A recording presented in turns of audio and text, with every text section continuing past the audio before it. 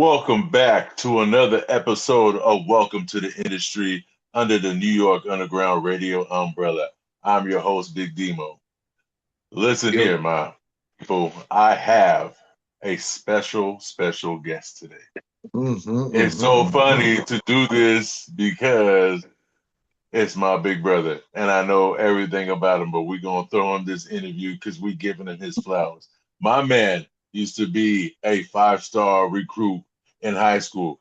My man also knew how to swing the wood and throw the pitch. My man was Mhm. in college, and while he was transferring, he was into his education of what radio airplay was, why we even Yes, have sir. a New York Underground radio umbrella. My man is well respected in the streets of New York and spanning across the globe to Ireland, Canada, Brazil, all the way to the West Coast. My man has had Thank you. numerous hands in numerous shows that had very much success. I can't even name them all, but I could name Thank them you, all. brother. After this, we have so much more. We have so much more. The connections go all the way down to Florida, back up to Maryland. It Yes, has sir. inspired Yes, so many sir. different radio shows that are now off pirate radio and doing their thing on the internet. Let me introduce to you my big brother, one of my best friends, CalOne the God. What's up, God? Yo, thank you, DeeMo. I most appreciate it. I appreciate you, giving me a chance to be on your platform. And we've worked together as brothers for so many years. When everybody was trying to figure their shit out, we figured our shit out. And we was on deck, and then we was definitely on tight time. So for me personally, it's a pleasure because nobody's ever interviewed me ever like a straight interview in my entire life. And I've done hundreds of interviews because I've enjoyed different pleasures that people like, whether they singing, they rapping, they do whatever they do. Thank you for having me on your platform, man. Yeah, and it's crazy because I'm thinking in the 9+ seasons that we was already running in different Yes, avenues we of did. the New York Underground Radio umbrella. I'm like, all the interviews, and this is just in my era. I'm like, we did plenty of interviews. Has anybody ever sat down and really interviewed Cal Wonder God as much as you've been involved in radio since the mid to late '80s and on?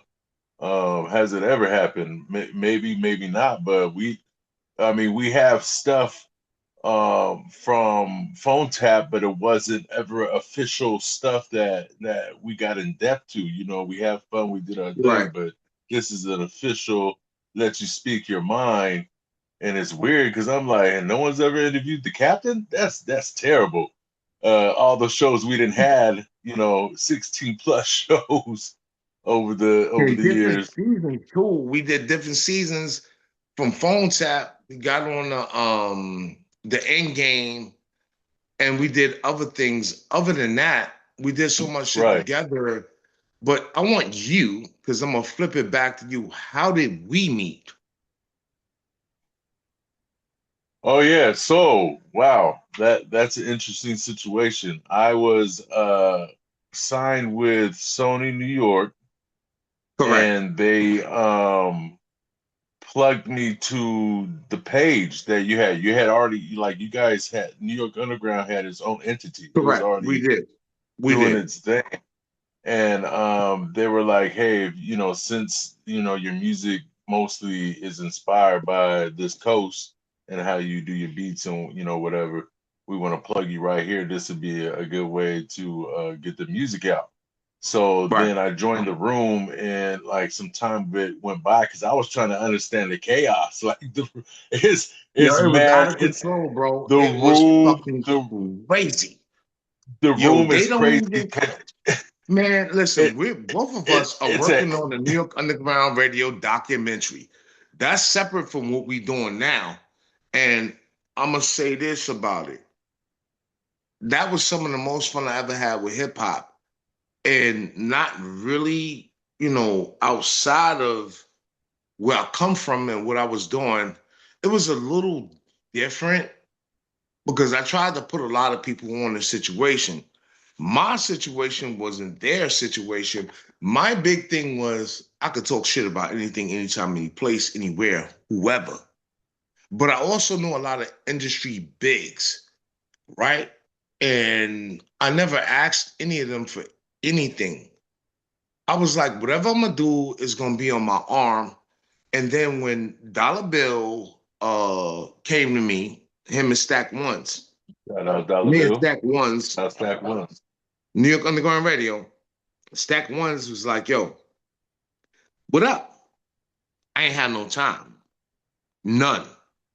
And when I tell people about life, the street situation, a little bit different, right? And how you gotta solidify your family. Pay attention, do this, this, this. So you multitasking. You're multitasking. For me, it was like when I met you, and I'm gonna say William Martin too. Shout out to William Martin, 300 Hey, shout pounds out Will. podcast, because we do Man, straight talk. congratulations. Finally hit over 1K Yeah, on man. YouTube. Man, Yeah, yo, we've been it took a out lot there. of work. Yeah. It We're did. gonna talk It about did. that too. We definitely We're gonna gonna talk we're about it gonna too. we're gonna catch up with William But yeah, Martin. well, listen, in the 2016 when I was in that room, I'm trying to figure out the chaos. Um, Me and you eventually crossed paths, and I think it was headed into 2017, and then But it I was a was hot doing 16 you did that you should have right. won. But because of how the shit was, it was who got the most people in the room. But it was like that before I even fucked with it and before I even did whatever I was doing. And like when I walked into New York Underground Radio, it had to be like 2013, in the 2012 going to 2013. So I didn't know that, like, and I'm gonna say this because we talked about this the other day. Dudes was paying Funkmaster Flex 7, 8, 9, 10 Oh, racks that's for right. 60 seconds, 60 seconds worth of time. What we were doing in That's New York right. Underground Radio, we were just playing your music. It was free, but it's being heard At worldwide. the time. So Right. At the right time. at the time. So it wasn't like nobody It was was getting free. charged for nothing, not coming from New York Underground Radio. But if you wanted to make a contribution, shit, we was taking all contributions, but I don't think the powers that be knew what we had. And for me, once I figured out what I had, because I had did radio a long time before 2012, 13. I started doing radio in 1990. So you go back to that, and I'm talking about the old radio rooms. It's funny because I drove past an old You radio mean as a station out there. professional, right? You mean as a Yeah, professional, 1990? yeah, yeah. Like, and then what we had was it was a college radio station, but the town I was in was like mad small. So it was like, if you could get your hands on something and you could play the music, they had never heard really Tupac, Big Daddy Kane, G Rap. They wasn't even on Humpty Hump shit. Through the Humpty Hump, they wasn't even on really on that shit. So they didn't know. So what I did was I introduced all of it. But DeeMo, I didn't know about the FCC. That's like Right. I got banned from the FCC. Anybody know radio? You know what the FCC is. And I got banned from the NCAA college events. Anything at my school, they banned me. Let's go backwards. All right. I got Dang. banned because I could talk shit real good. Right. Whether Facts. we in person or we on situation. And I was an athlete at that particular school at that time.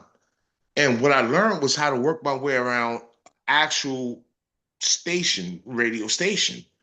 And Dollar Bill, I remember he came because he was the first person I knew that ever, like, how your boys know everybody. Yeah, yeah, yeah.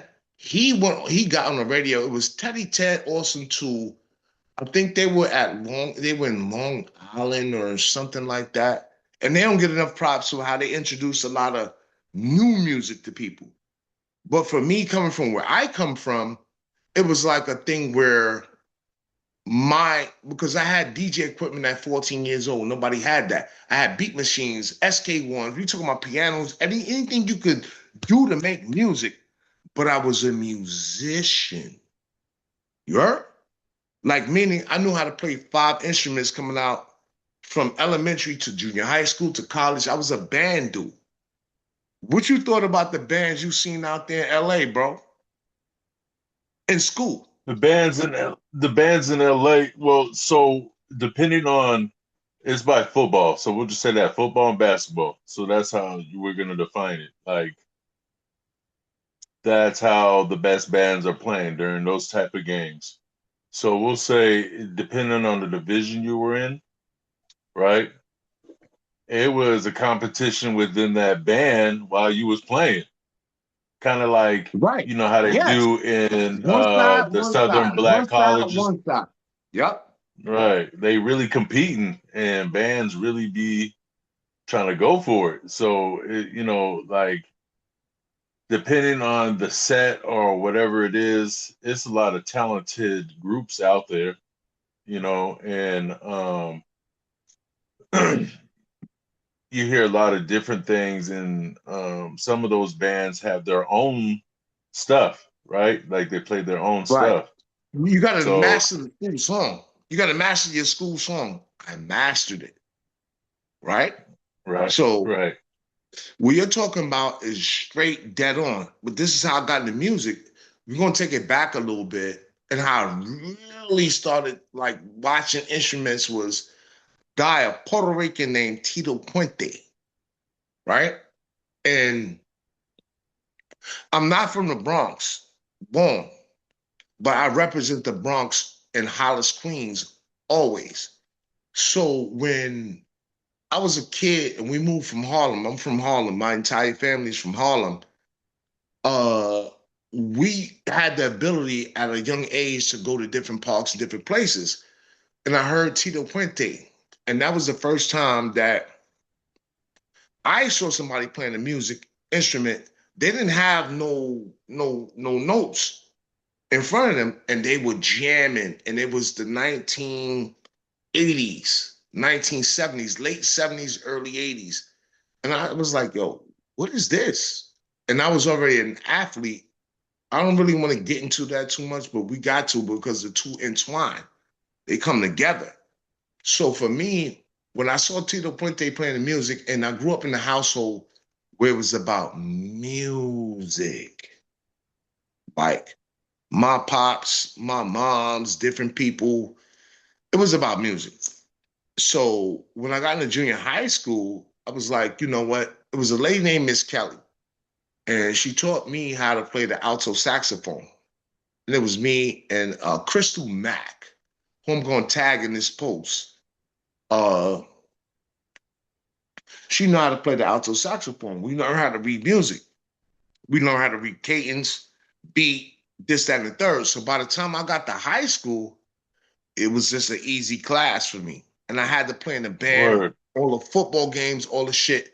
Now, mind you, from the time I was like maybe 8, 9 years old, I was in Hollis, Queens.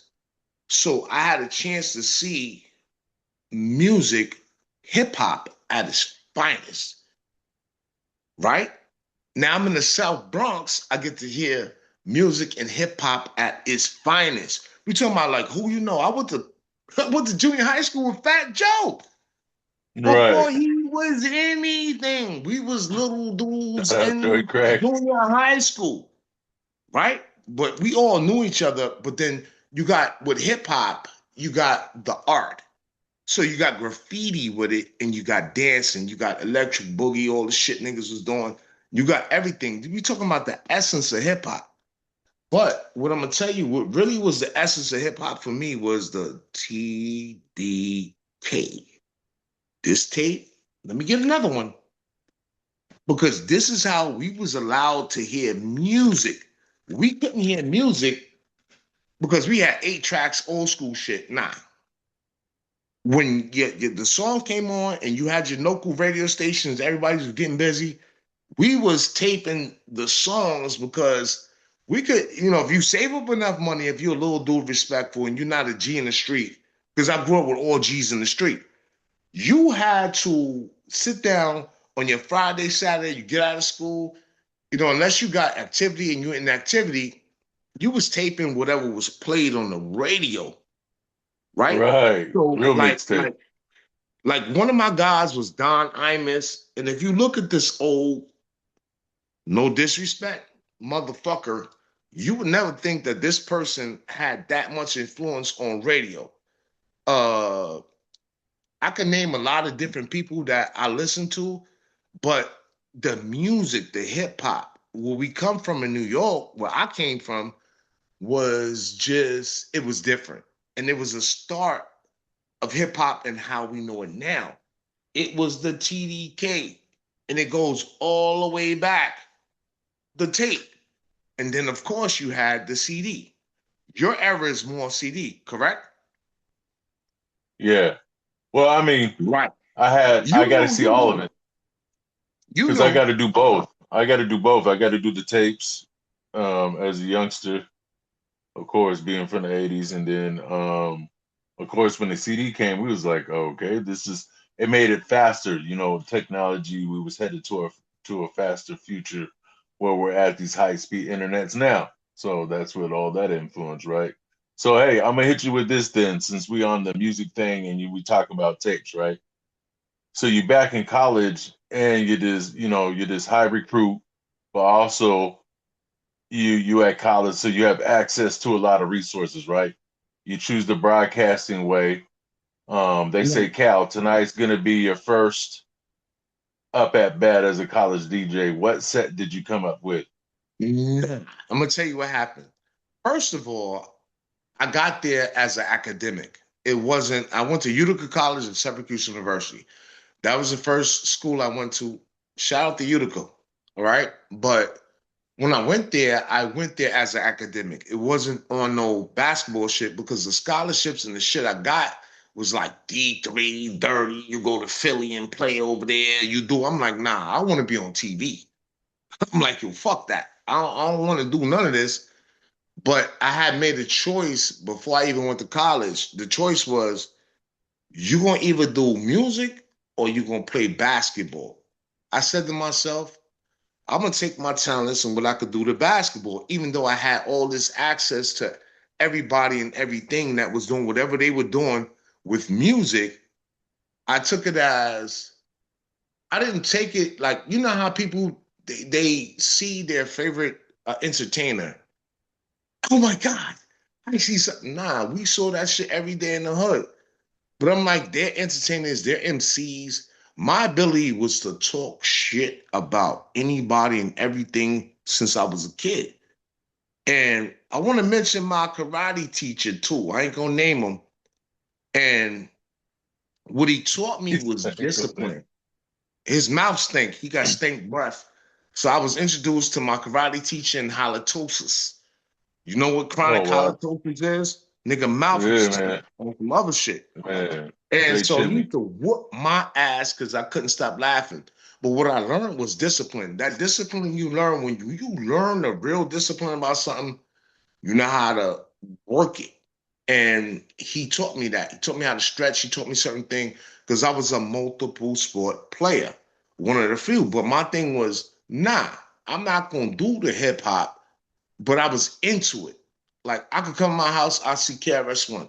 I go to Hollis Queens, I come out the house, I see LL. Oh, we're going to LL grandmother house. I'm with Dollar Bill. We fucking with Run DMC. Jam Master Jay became a great friend to New York Underground Radio before it actually started. That's a whole situation for another thing. And on the block where I come from in the Bronx, it was just different, bro. It was like situation. And for me, because I had DJ equipment, I had this, I had the beat machines, I had the pianos, people respected my hip hop opinion. And, you know, I didn't understand it back then, but I understand it now. So if I say in my head, yo, this nigga is nice right here, like this nigga get busy on the mic, they was like, well, why is he saying that? You know what I'm saying? Because I was a person that had a tape. Yo, pull out the boom box again, put the tape on with the beat. And this is in Right. the early 90s. And the cops used to come. Why y'all all 100,000 deep? Because we listened to everybody rhyming from the area over the beats I had. So this is what it was. But I didn't take it like, oh, I should do that. I'm like, I'm gonna talk about you. You trash, you ain't shit. Woo, woo, woo. I'm gonna tell the truth about you.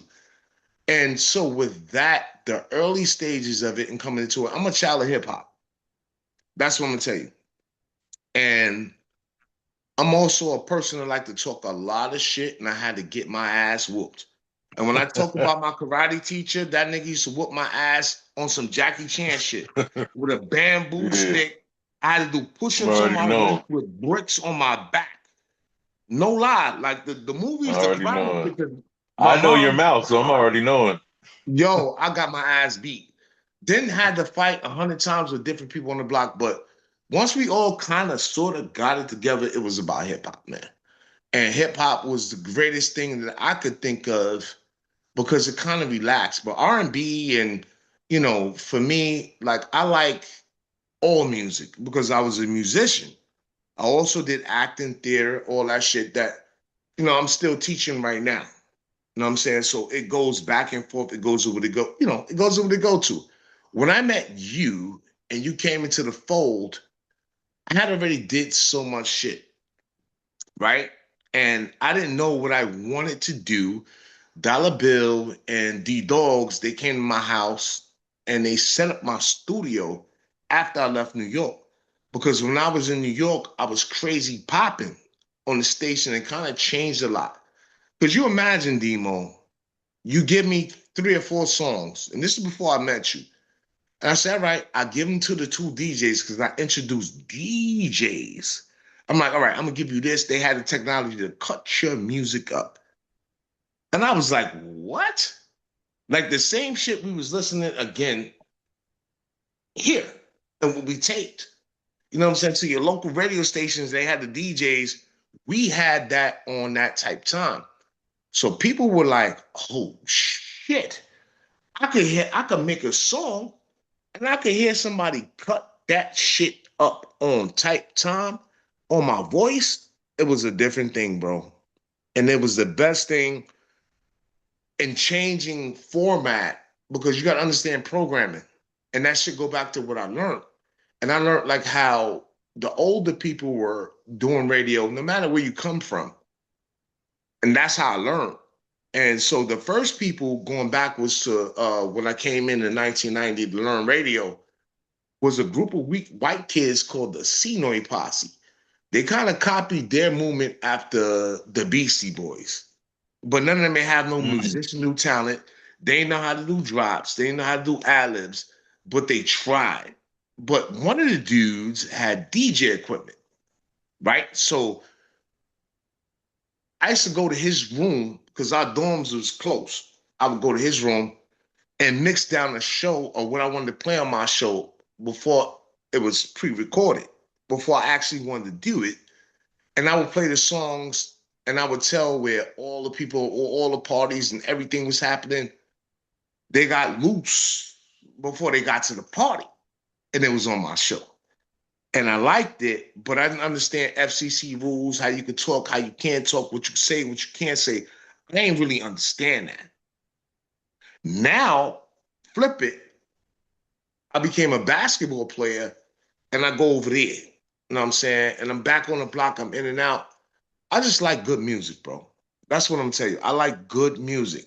No matter how it came, no matter where it came from, because I got turned on to the West Coast and what you grew up off of in 1988.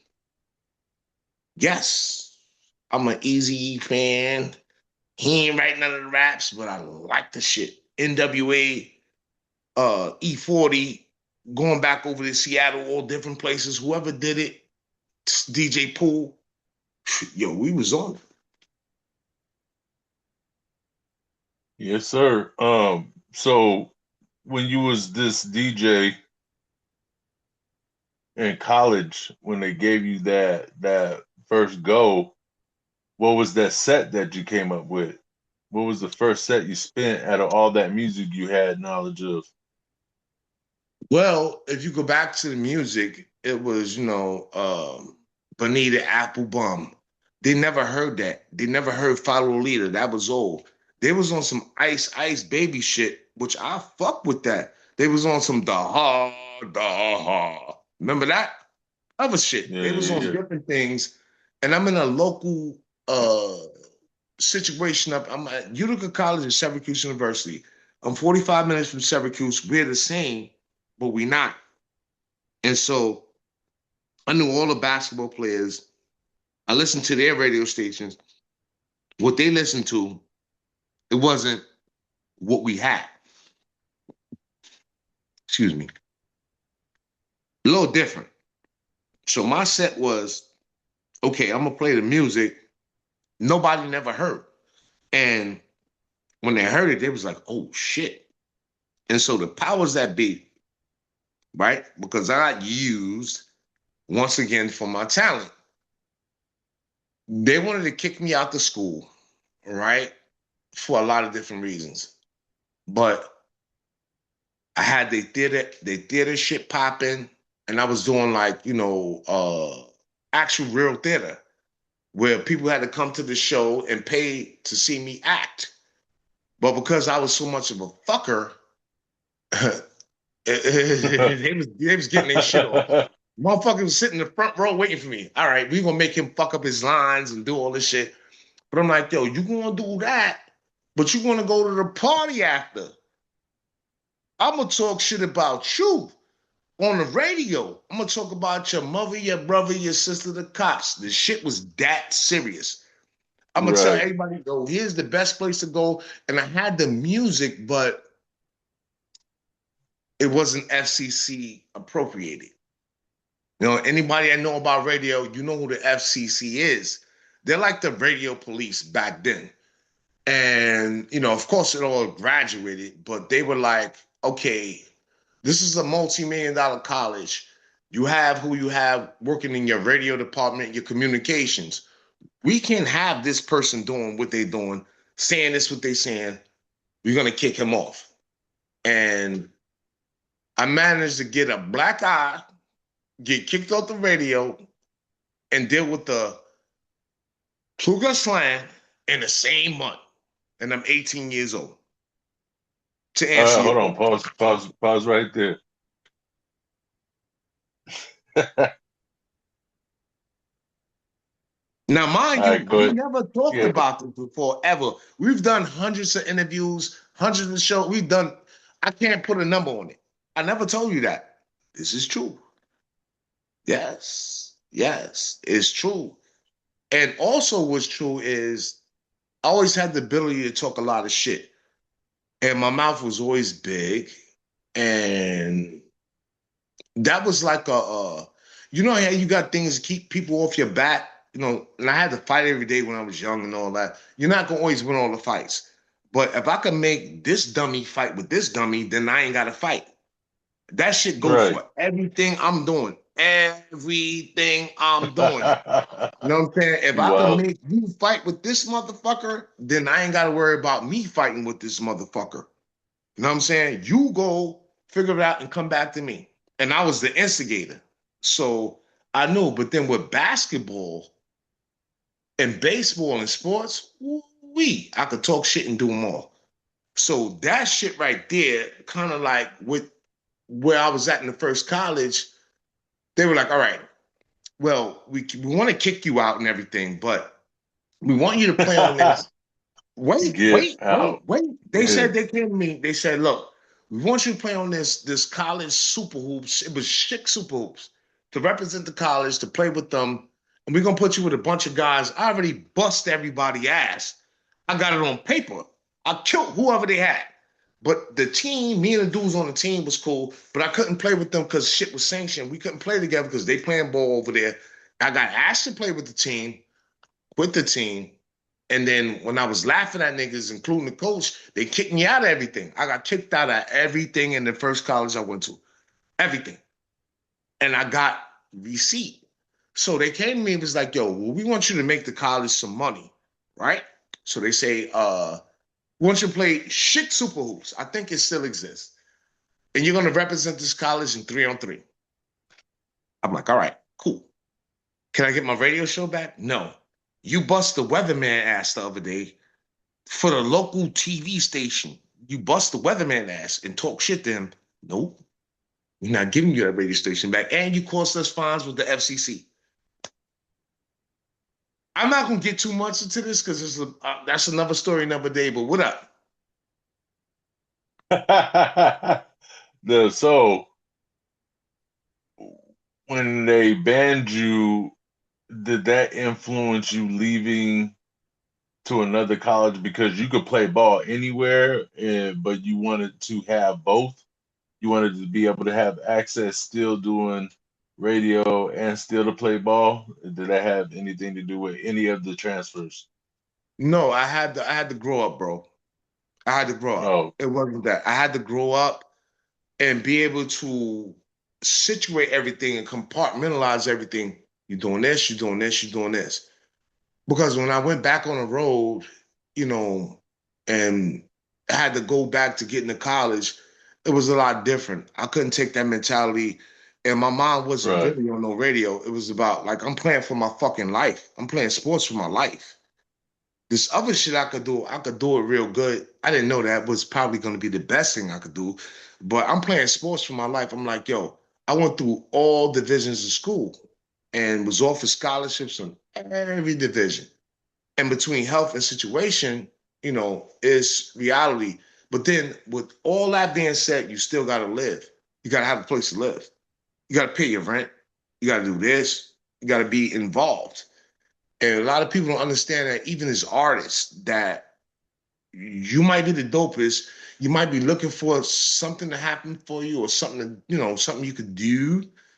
But what if that don't happen? You still got to go to work. You still got to pay your bills. You got to pay your car note. You got to do all Period. that shit. And a lot of people Yeah. don't take that. They take it's flash in the pan. I wasn't a flash in the pan dude. I was like, look, you know, I did this, this, this, but my heart was into me and chasing myself. And this is what I would tell any young person, no matter what your craft is, chase yourself. Do You you? know Because what? you're But not going to get consider another this. chance. Consider this though. With a lot of the more successful artists, a lot of them didn't have jobs, but you know what they really did. They still made bread, but they out there silver surfing in the streets. You already know. So Well, that's the biggest difference. But on the average Joe, yeah, you gotta still keep a roof over your head and stuff like that. Um, so considering that you had a lot of influence coming out of that, like of what you built yourself and what you had learned in that situation, and taking that and then starting to develop a lot of the shows. Because I know when I ended up on a show with you, you had like guidelines. You're like, hey, we can't do this. We can say this. We're gonna stay away from true. this. You had all that That's true. stuff. So with that being said, you helped develop a few shows: Saturday Night SmackDown, Sidebar, Hot 16, Phone Tap, even influence. Welcome to the Industry, and a few others. Which show with how you created it from what you learned is your favorite and why? My favorite one is anything we ever did because we dealt with multiple shows. So my favorite is anything we ever did. Number two was the end game. Oh my God. And shout out to the rapper AG, Leon Christ, and Big Oak. Because we were dealing with like a lot of things that were happening in the world. And we Right. were Yeah, doing yeah, good. The ratings was crazy, everything was good, but I was like, yo, it got to a point where they did a show one day, and I was like, I can't air it. It's like I can't because now, oh, you getting kicked off if you say I'm gonna hit you, meaning I'm gonna hit you back, I'm gonna call you. You getting banned. I've been banned from every social media platform twice, yeah. Facts. hundreds of thousands of Facts. people. Bet Facts. it. I've been The banned from oh X. man. That's Twitter, right? It Twitter. caused so much I've been banned, my disturbance in nigga. our forward movement. Yeah, trying to keep you up Yes. to But date it was because on you was some always bullshit though. It pushed was in the on some back. bullshit though. And not for nothing, let me shout out all the people that worked hard and put their work into what we were doing on New York Underground Radio because it was tough. And if you wasn't about the shits and you ain't have a tough skin, but me, I'm an encourager. I'm gonna tell you, yo, stop making beats in the fucking closet and rhyming in the closet with a shoebox. Get the fuck out of here. I'm gonna tell you real. Yo, Right. fix your shit. Do what you gotta do. I'm not saying you Fisher whack. Price. I'm not You saying you Fisher shitty. Price. Fisher Price. You know what I'm saying? Or fucking bottom feeder shit. I'm not saying that. Fix your shit. Put your shit together and do the best you can. And I got a lot of this stuff on film. It's not about what I learned about what you can say or who you say you are. It's about what the fuck you got and what you could prove. I can say that I never was discouraging to nobody. And it's a lot of film coming out in the documentary. You have a major place in the documentary and what we were doing. And we switched it and we made it about regular, everyday people, which thank God that's what I'm about. Regular folks. I'm not about, you look at different people that were majors in certain situations, they flip their script. Now they're producers, they're doing films, they're doing this. I support all that. But I'm still about the shits. It don't change. Motherfuckers get mad, get glad, scratch your ass, get a cigarette and a dog. It's whatever. But I'll tell you this. I Wow. had so much fun working with you. And I never DeeMo. I never had to think twice about what you were saying and what you wanted to do with it. I bounced. Boom. You brought me in What a up? situations about reefer. I didn't know what it was, who you was fucking with, and it's a straight interview. But the one thing I'm gonna tell the public right now that's listening, every single thing we did, motherfuckers couldn't stop laughing. That was the main shit. I'm like, yo, they couldn't stop laughing. Well, At any point in anything, and I'm gonna mention Africa. Africa. We did the shout interview out with Africa. Africa. And she Yeah. said that was the best thing she ever did. And couldn't stop laughing because it was we talking about what we talking about. We talking about us, but it was It like, was just real life yo, though. It's just real life stuff. it was just situational and it was all good shit. You know what I'm saying? So I can't, you know what I'm saying, like, but like when you laughing, we counting time, we counting seconds like we doing right now. And when you do hundreds of interviews and certain things, and you already know, right? I knew I was cut for this, but you still got to find your niche. I made a lot of money off a lot of different things, and if you're marketable and you could talk, you got it. You're an MC. I'm not an MC. My job is to talk about the MC. And that's what I'm gonna do. And I'm gonna be righteous about it, and I'm gonna be real about it. So that way, when I'm talking, you can respect what I'm saying. I could reach you in Canada. I could reach you in Nicaragua. I could reach you in Cameroon, Africa, nigga. What up? But I'm not, It I'm have. not, but It I'm not have. trying to be funky or funny with you because my name is what my name is to me, not what my name is to this one, to that one. What we did, what we put together is us, bro, always and forever. Word up. So out of all those interviews we did, and we had a lot of good ones, what would you say your favorite one was? You All of can't them. say Raj was a good interview. You said all of them. I mean, there wasn't really a Yo, bad all interview, of but them. what would you say? All of No, them because really? I say all of the interviews because they all had a substance and they all was funny. And we not trying to be funny niggas. We just talking Nah, shit. just everyday life. Yeah. And I every mean, day, film and the funny, directors, artists, rappers, whatever, whoever clothing you line. is, whatever you say, nigga, I'm a street interview, nigga. I'm going into the fucking park to talk to the dog. This your dog? Yo, go wipe your dog ass Right. and pick up the shit. Dude, Wow. make yourself useful. You know what I'm saying? Don't tell me that's a fucking service dog. Nigga, that nigga is your fucking dog because he protect you and you pussy. You know what I'm saying? So I'm gonna keep it G. Niggas had dogs back in the hood where I come from because Oh they were shoot. scared and they couldn't fight. I wasn't no fighter like that, but I ain't had no fucking dog. Having a dog is like having a human being. Oh, we Niggas had to kissed the fight dogs dog on in the the block. mouth. Niggas was situation scary and all that good shit like that. But at the end of the day, you know what I'm saying? Shout out to my BBWs too, my big bitches and all of them. Shout out to my big bitches. Here you Because I go. felt I Here you stay go. cool with them from life. You know what I'm saying? Little skinny cow always stay cool with the BBWs. So I'm giving y'all some respect. Yo, shout out to the BBWs. But anyway, this whole shit is mad funny. We ain't gonna be able to do it in one take. There's more to come. What up? Can't do it in one take. It's too much. Oh man, we already took the break where I'm gonna cut it in half. We moving forward. So my next question is an opinion more because you made money so many different ways and you've done it all, especially in your home state. You're from the Mecca of entertainment and music, right? Which is New York. With that being said, what's the best form of entertainment? And I'm gonna make it a little bit harder. You can't say playing ball. So what would be the best form of entertainment coming out of New York? You, if you a crusty, dirty nigga in New York on 149th Street and 3rd Avenue doing some bum ass shit and they watching you, you rhyming, you doing this. If you're a person that collect coupons and going to the supermarket, right now it's a pandemic right now. Niggas is worried about the food stamps. I already told everybody I love food stamps. I love food stamps. I Right. couldn't even, I wasn't eligible for the motherfuckers properly, but I always got my hands, whether I was rolling dice with niggas, broke niggas money. Okay, I got some food stamps. Give me those shits too.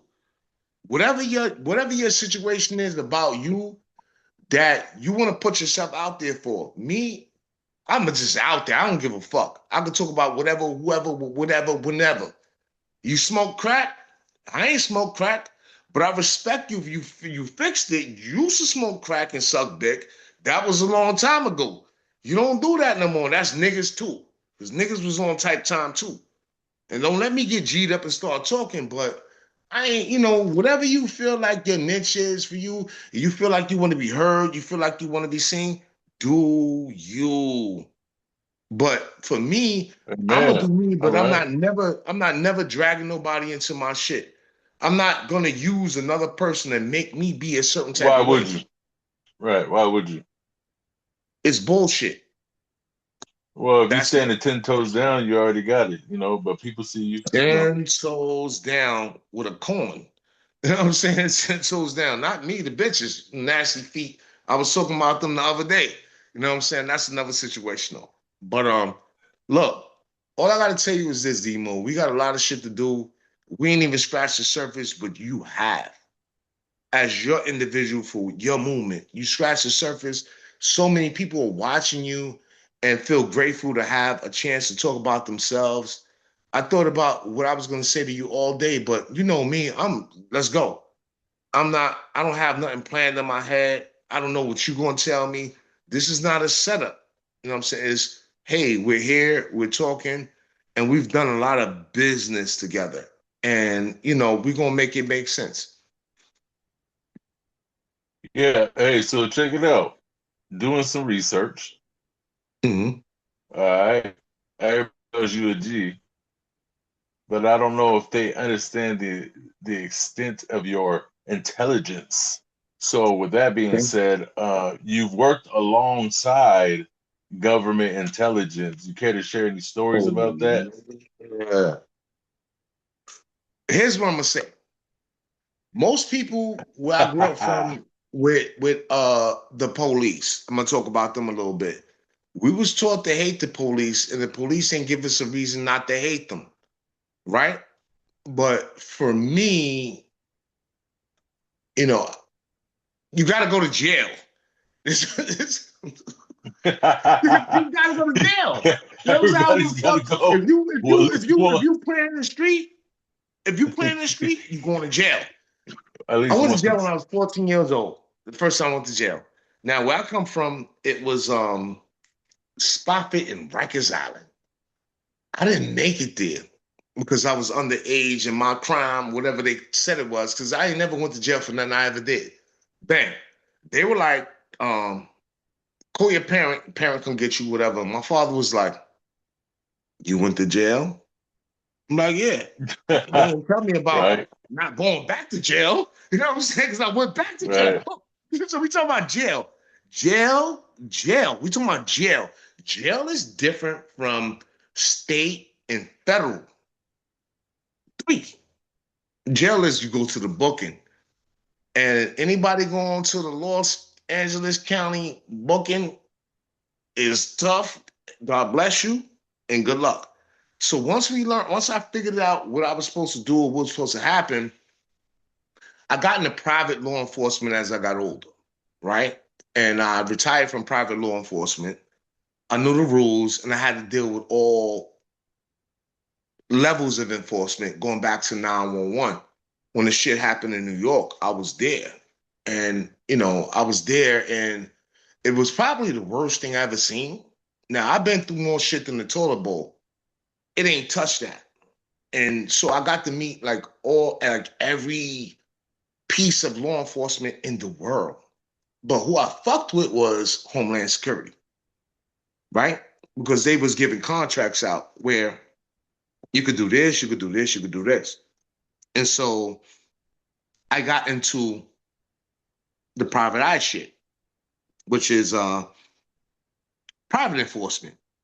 In other words, my job was to go and surveil. Let's say you call me. All right, I live here. Let's say where I'm living at right now. Right? I'm in the garage right now. And I'm gonna show you. I'm in my garage because my man cave ain't set up. So they sit there and they say to you, well, how can you keep your garage safe? What are your top lines of how can you keep yourself safe?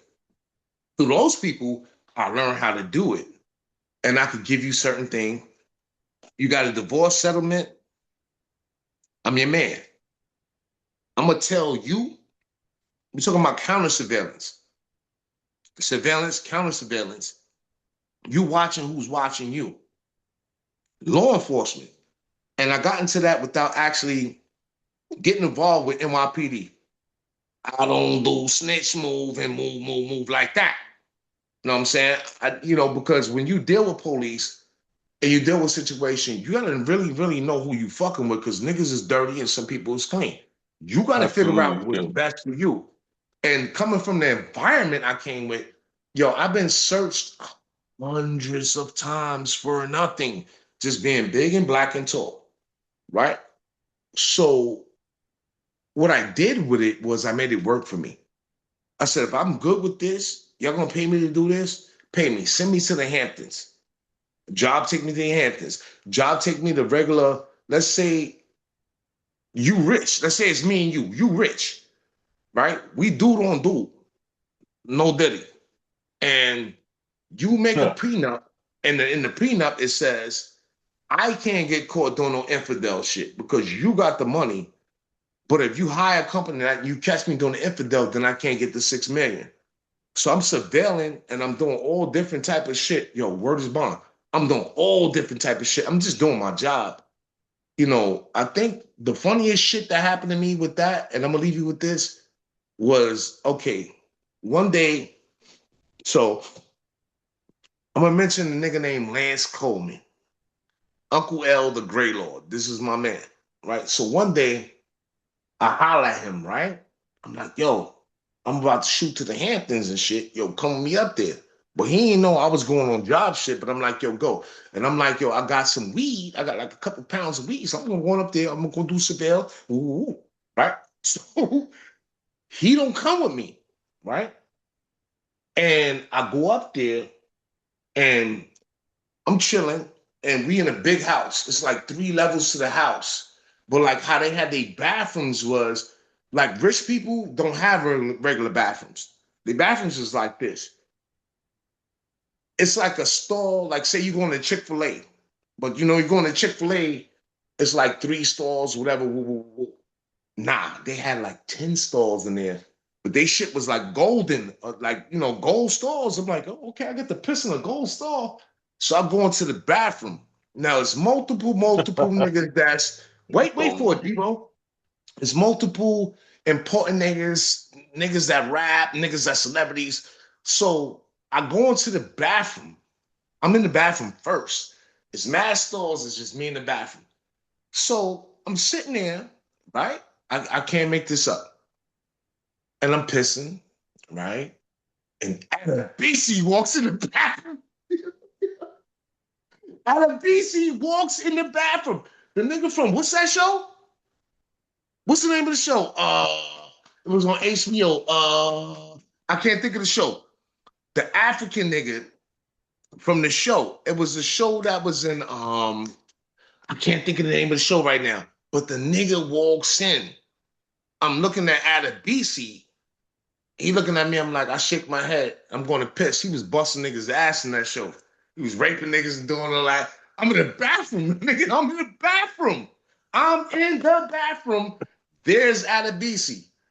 I'm like, yo, what up? He like, yo, what up? I leave the bathroom. And I can't think of the fucking name of the show. And it was a big HBO show. I can't think of the name of the show right now, but that shit, and that's the type of time, and those are the type of people I was around and I was dealing with, doing the surveillance and doing different things. But it was cool. It wasn't nothing because I ain't, you know, I'm about doing my job. I got to do this. And by the way, anybody watching, I turned down NYPD several times to the point where I told them to invited them to the Frank stand, and they came to my house. Yeah, NYPD is for real. Anybody think this police shit is not real? It's real. I passed the test twice. The second time I passed it, and they cut all the benefits of it, I was like, nah, fuck that. I'm going straight government. And I went to the government on my word. You know what I'm saying? I'm like, nah, y'all niggas is locals. Y'all niggas is locals in the state. So anybody that want a good shit, always fuck with the straight government. Them niggas ain't shit neither, but better than your local. that's facts, man. All Like I right, did. man. That's some in depth on that life a little bit. That's about that. We talking about police. People don't respect the police, but when something happened to you or somebody die, you want them to help you out. What So do you you gotta do? kind of stay. You gotta Period. stay even. You gotta stay even with your mentality and know who you working with and what you're doing. These are the same people that should snatch me out of cabs, snatch me out my car. This is every day, not knowing who I'm working with, and I'm not giving it up. I'm not telling it. You know what I'm saying? Because I work with these people, but y'all niggas is treating me like I ain't shit because you looking at me like a big black dude that's running around. Y'all not paying no, man, them niggas disrespect, yo. And so in the hood, it's taught, I'm going to keep my shit, but I'm going to mind my business and take care of my business. You know what I'm saying? And I'm going to know what it could do for me or what it can do for me. It was a good, you know, piece of my living and where I came from. This shit don't got nothing to do with hip hop or basketball, bro. It's just how you gonna make your living and what you gonna do. And I was a whole street nigga on top of all that. Let's go figure. I could ask a nigga, yo, you know what I'm saying? What you been through in the street? I've been through this, I've been through this, I've been through this. I went here, I went here. I did too, but I'm not necessarily saying it. I want to stay positive always and be able to give a story. And mental health is key. For what you go through in life. Mental health is very key. We're gonna touch on that though, bro. That's what's up. Like really in depth on how you can live a life that goes from sports to streets to, federal government. That's pretty wild. And we definitely gonna pick up again with you and get you sometime after the holidays to get a part two. As is, this is Whenever you're gonna be ready. a split. Yes, sir. I That's want to not thank you for even your time. always, bro. I got you. That's not even 10% of what we do. That's just a Right, piece. right. And That's you know, just a I never piece. really, let me just say this. I never really told my story from like really into the intertwining stories. I never told none of them, but I respected being a working professional because my parents were, both of them. They were working professionals, and I got a chance to watch them. But also, what you see, your environment, you're gonna do the best you can in your work and do the best you can to help yourself. I'm still raising grown kids, little kids, whatever the fuck, but I'm positive on it, and I don't want them to do what I did, and nothing I did was wrong. I want them to do better, you know? And I you're don't, I doing it. don't, You're I doing don't, it. You're getting it right. just trying to do the right thing. They don't know about war. I've been through war. They don't know about that, and that don't got nothing to do with all the positive shit I said I did. War, different. That's what's up, my big brother. Hey, listen, like I said, I want to thank you for your time, man. Like you really gave us a piece of what Cal One the God is and who, what you've And thank done you. and the path you're on. And there's more to come. I mean, like you said, there's no way we could fit it into one, but we definitely gonna get around two out of you and talk about more in-depth crazy stuff. I heard some stuff And I'm that a I need to shave hear too, again. because I'm not musty. Niggas looking at this, nobody never seen me with a beard. I'm a shave because I ain't musty. I'm gonna fix it. Oh, here you go. But yeah, uh, with that being said, can you tell everybody where they can see you on the 300 pounds of sports, where they can catch you guys doing your I don't show? know, because I spoke to William Martin the other day, and I said to him, I want to do something on mental health. And that's something we're gonna do. I'm a person that give back to the communities and do all type of things. I've done it all the time. But I said, like, with the sports, because we talking CTE, some of the athletes are, ending their lives early, they're not living their lives. And, Right. it's not about how much money you got or what you could do. It's about your mentality and what's going on in your head, bro. And it's serious. Okay, we're gonna look out for that then, because that's gonna be something serious to share with the I want to get community you in on that general. too, because y'all two is football players and wrestlers and shit like that, whatever the fuck y'all do. I'm a basketball player, baseball player. I'm on the soft side. So we got to do that. All right, my brother. Well, again, thank you for your time. Thanks for coming through. From welcome to the industry. I'm glad we got a piece of that. I mean, you Thank you set for the having tone me. for New York Underground Radio, so I definitely wanted to get the audience a chance to see who is behind all of our madness. And there's so many artists right now who could be thankful for what you've done, set your path, and just give you your flowers. Say thank you, sir, for your contribution to what we're I doing, man. appreciate you. Appreciate you. And thank you much. You know what I'm saying? Welcome to the industry. Thank you, DeeMo. I appreciate you. Much love. That's it. We're gonna catch you again, brother. You stay up. All right. You too.